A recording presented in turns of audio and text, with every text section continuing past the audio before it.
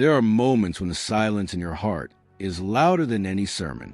Moments when you feel so unclean, so far gone, that the thought of bowing your head to pray feels almost blasphemous.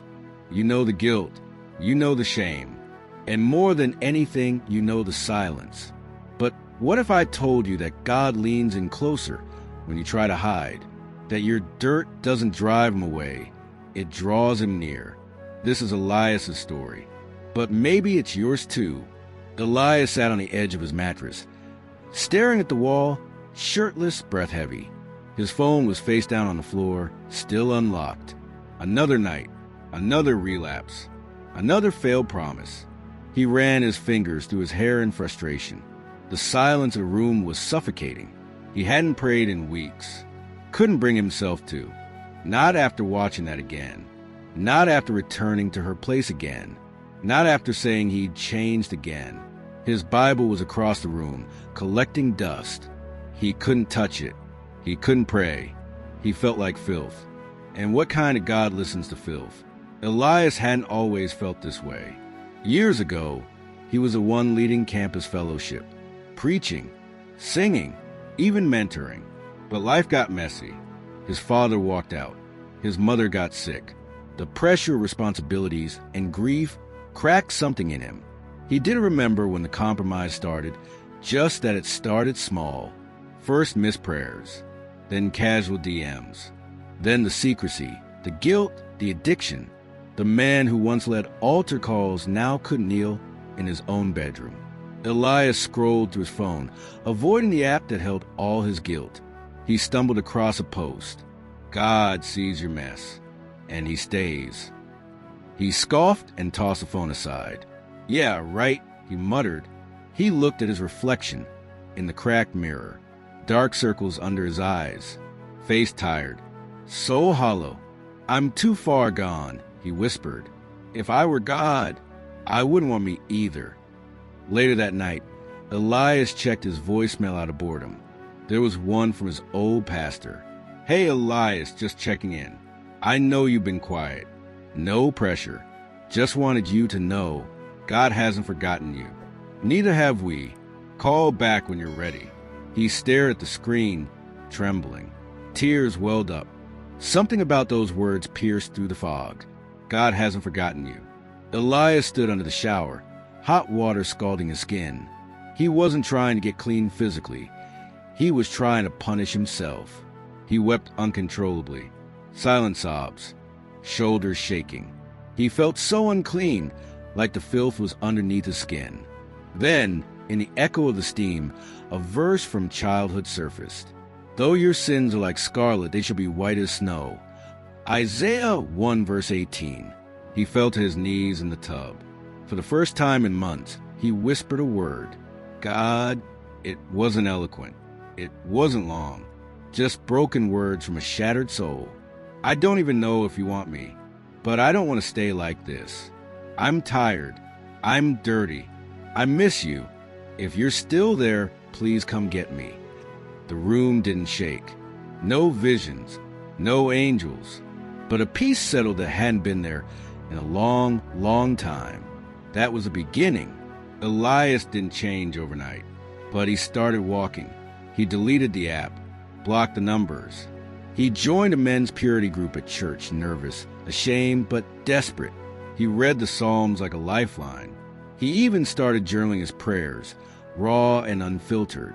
Slowly, the guilt lost its grip. Slowly, shame stopped shouting so loud. The dirt didn't magically disappear, but grace became the detergent that began scrubbing it clean. One night after group, Elias stayed behind alone in the chapel. He looked at the cross and whispered, "Why didn't you leave me when I left you?" And in his heart, the answer came softly. Because I died for this, Elias. Not just your sermons. I died for your addiction, your secrets, your stains. That night he wept again, but not from shame. This time from wonder. Months later, Elias was helping lead the same group he once feared joining. He didn't pretend to be perfect. He just told the truth. And the truth was powerful. He often told the new guys, God doesn't wait for you to clean up before he listens. He listens so he can clean you up. He'd look them in the eye and say, "You're not too dirty to pray.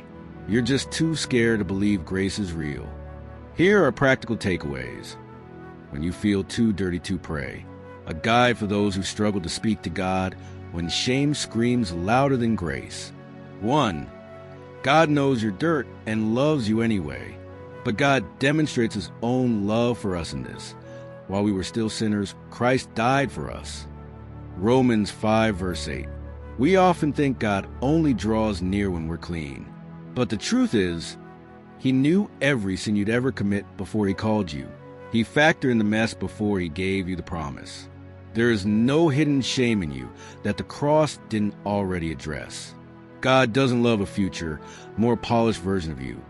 He loves you now, in the grime, in the relapse, in the silence after the sin.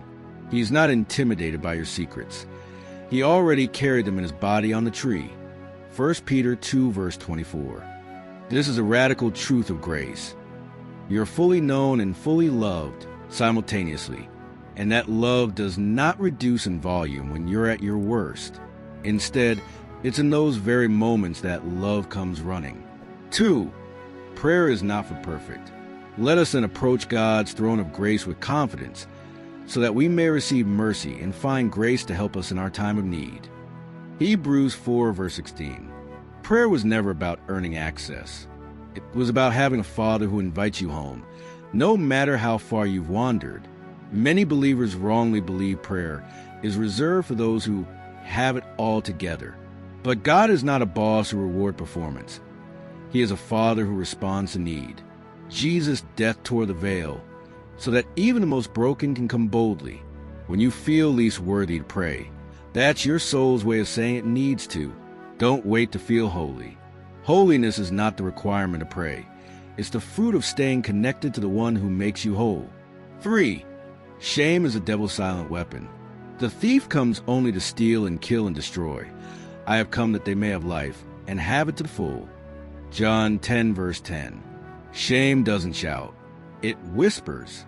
Don't pray. God won't listen to you. You did it again. You're a hypocrite. But here's what makes shame so dangerous. It isolates, and isolation is the breeding ground for spiritual defeat. If the devil can't keep you from falling, he'll try to keep you from coming back. God's response to your sin is not rejection, it's redemption. And he invites you not to hide, but come boldly, because grace is stronger than guilt. Every time you hide in shame, the enemy wins.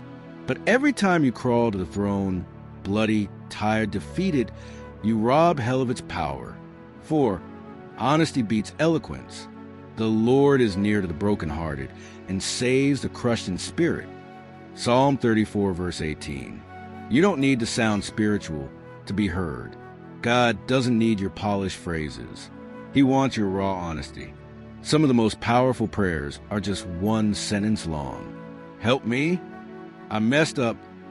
God, I'm sorry. Please don't let go of me. God would rather hear a sloppy, stuttering, ugly truth than a perfect religious monologue that isn't real. Think of the prodigal son. When he returned, his speech wasn't impressive, but his return moved the Father. The words didn't matter. The heart did. So if all you can do is cry, cry. If all you can whisper is Jesus, then whisper it. He hears. He responds. And he never turns away an honest soul. 5. You're not alone. Confess your sins to one another and pray for one another that you may be healed. James 5 verse 16.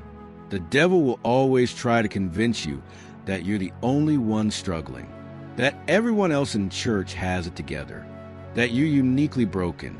But that's a lie. Everyone has something. Some just hide it better. Community is not a place of judgment. It's where healing flows. God designed us to fight in family, not in isolation. That's why accountability, vulnerability, and spiritual friendships are weapons against relapse.